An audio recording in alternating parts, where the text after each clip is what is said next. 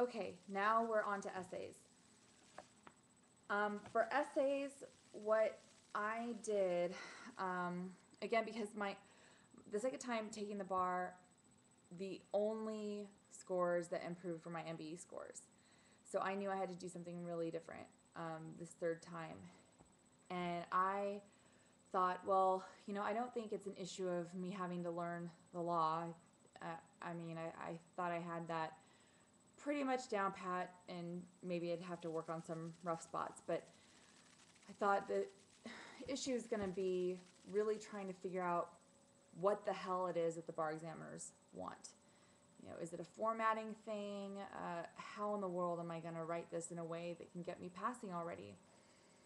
So I decided to do some research, and I didn't want to put all my faith and all my money into the hands of one person like I had before, or the first time where in the hands of one company.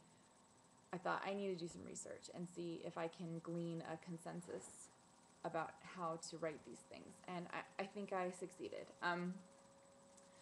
I went to baressays.com, and it's like $75 or something, and you can look at real essays that were graded by the California bar examiners. And you can search by bar exam and by subject and compare a 55 to a 75 to a 65 or whatever's actually uploaded there, which is really helpful to see the differences. It seems clear that the higher scoring ones are a lot more methodical. When you talk about this subject and when you talk about this issue, you do it in this way, like every single time.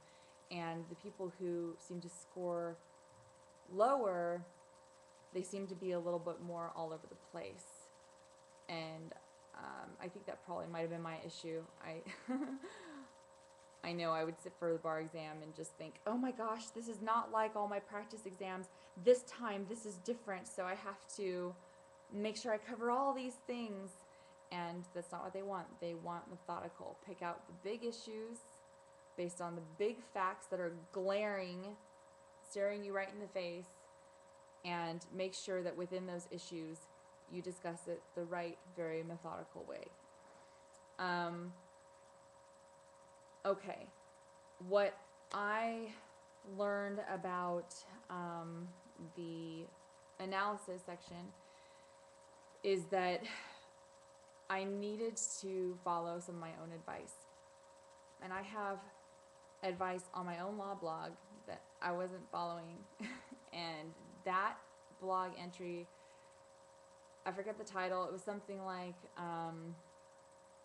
how to draft an introduction to your moot court argument, something like that. And I give some really good advice in that blog that applies to the California bar exam, and that is you take your key elements of an issue, like the elements that are at risk, the elements that are arguable, and you discuss those first. Get them out of the way, because the bar examiners want to see that you notice that this is where the argument lies. So let's give an example, because it's going to be a lot easier to understand. If we're talking about contract formation, and if the whole thing hinges, let's say on, let's say there are lots of different issues, and one of those issues is acceptance. Okay, well, what's the element that is always, almost always at issue in acceptance? It's whether the acceptance was unequivocal. That's going to be the big element that you need to talk about. So talk about that up front and say, here there was acceptance issue because Paul unequivocally element responded to Charlie's offer when he said, and then your fact, like, yes, I would love to do that, whatever that is. That's how you're going to want to respond. Then you have to go through the rest of the paragraph and deal with the other elements too. But that's a good way to approach your issues, is to think about the element that is the most crucial, the most arguable, and deal with that at the outset. Also, moreover, what you want to do is make sure that including you're always including an element and a fact together, and like putting them together with something like because or since or whatever. Like, I'm just going to say, here the promise was not illusory because blank, whatever facts. But you never want to just talk about the facts by themselves. Like, here this person promised blah, blah, blah. They said that they would give their best efforts. No, it's to just talk about the facts without linking them to elements in the same sentence is going to show the bar examiners that you don't know how to properly apply the facts. Now that's probably not true. The reason why you're discussing those facts is because you recognize them as important to the issue or important to the element.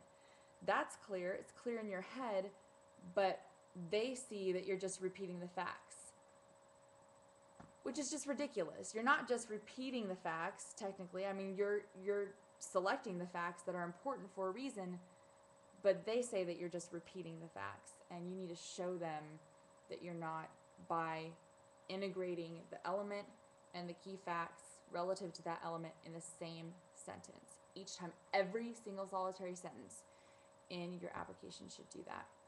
I also looked at the formatting of all of the sample California bar exams, and people say don't follow the samples because they're not perfect. Okay, fine, but I was done with all these other things that people were telling me to do. So I go ahead and do a rule statement, make that a couple sentences, and then my application is in one big fat paragraph too. And that's just the way I did it, because I could not I could not justify any more a departure. And even though those aren't perfect, they're rumored to be 85s.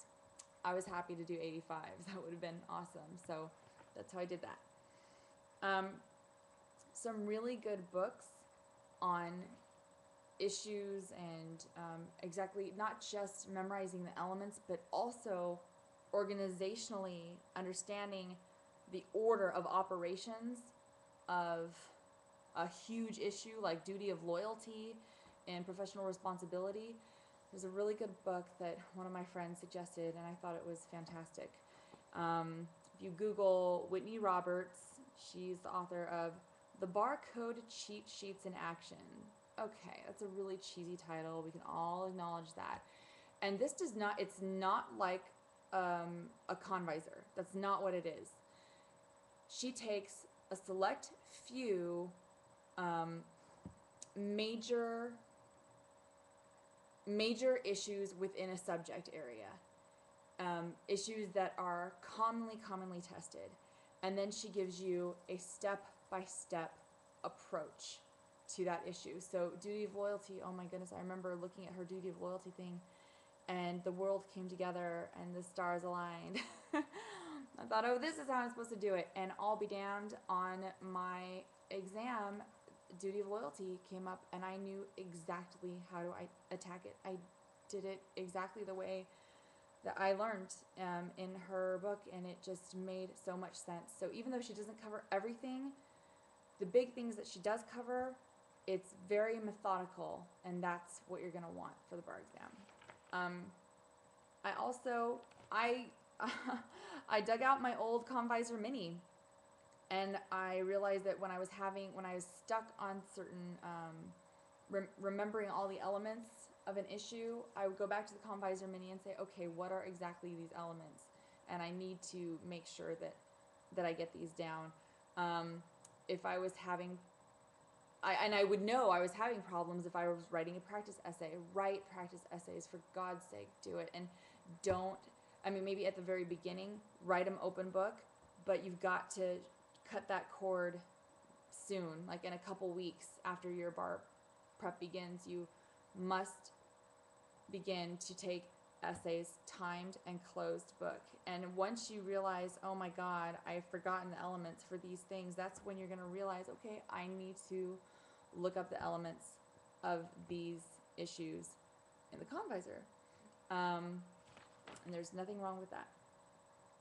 And when I finally realize which issues I'm having the most trouble remembering elements to, that's when I bust out the flashcards.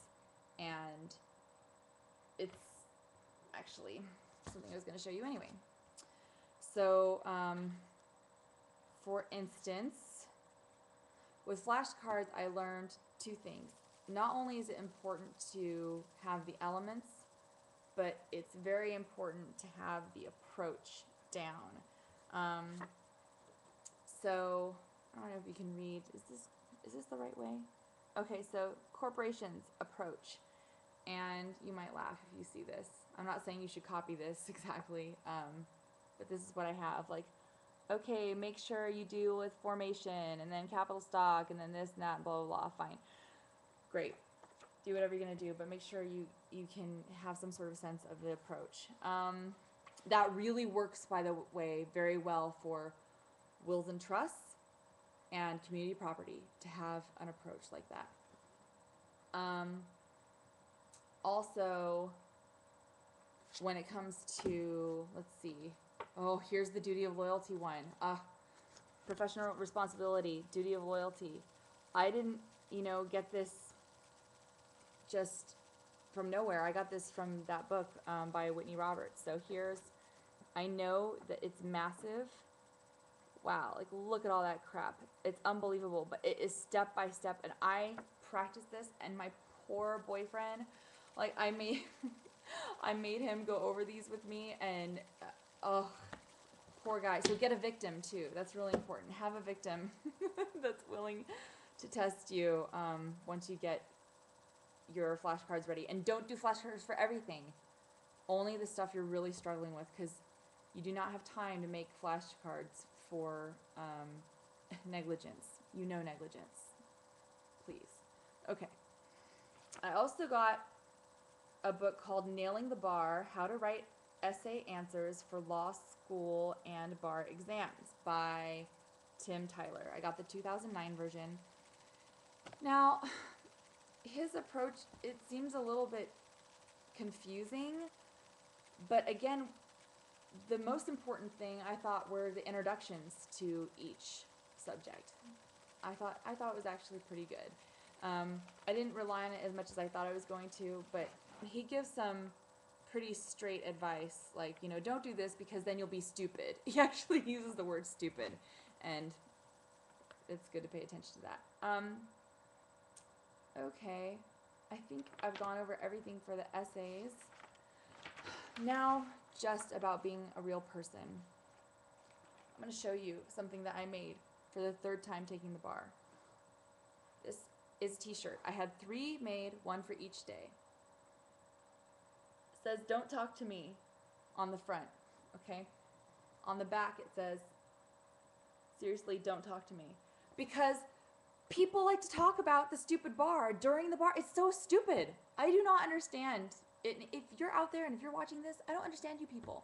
Why do you have to talk about the bar at the bar exam? Like the instant the proctor says, drop your pencils or stop typing or whatever. Why? Why the need? Oh, God. Like, you're just going to freak the crap out of everybody else. And a friend did that to me the second time. And I love him a lot, but he really effing pissed me off my third day because he was talking about the damn exam during lunch, and it completely freaked me out. Don't do that to yourself. And just, and I didn't care if I looked like a rude person. I'm normally very nice, but I don't care. It's about you, and it's about the bar, and you need to be selfish. And I even got a sweater that said the same thing, and on the back it says the same thing too, because if I got cold, I did not want the message to be lost. So consider maybe doing something like that. Mine's a little extreme, but whatever it is that you feel like you need to do, do it. Whether it's telling your friends, don't talk to me, but you have to be explicit. And then the last thing, I recognized after the second time I took the bar, and when I failed it, I recognize that I have a big problem with test anxiety.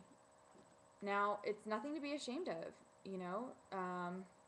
It's better to admit it than to not. But, you know, if you have it, then you should really do something about it. And I did. I got put on a small dosage of a daily anti anxiety as I was studying for the bar.